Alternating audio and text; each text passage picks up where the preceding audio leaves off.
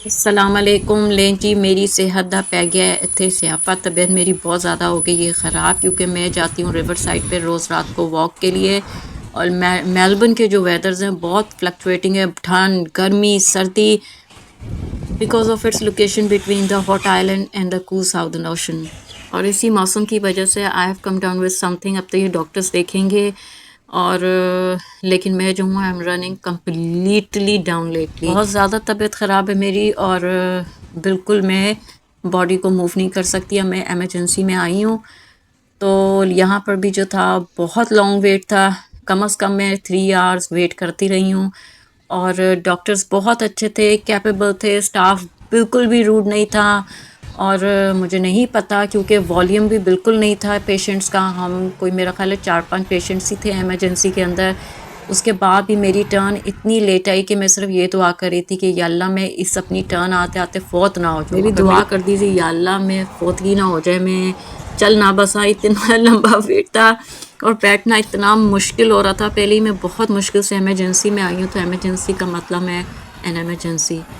तो ये बात है। और जो वजह मुझे इनका प्रोसेस जो इतना स्लो था समझ आई है, वो शॉर्टेज ऑफ स्टाफ है, shortage of nursing, shortage of doctors, ancillary staff. तो इसकी वजह से जो था ना, मेरा ख्याल है कि इतनी देर बैठना पड़ा है। अब मैं अब आपको दिखाऊंगी कि स्टेप बाय स्टेप जो था मैं कितना वेट ऐथे कर दी रही हूँ। पर ये है कि डॉक्टर्स बहुत काबिल हैं, बहुत अच्छा है। मेडिकेशन फिर भी मैनू नहीं लभी।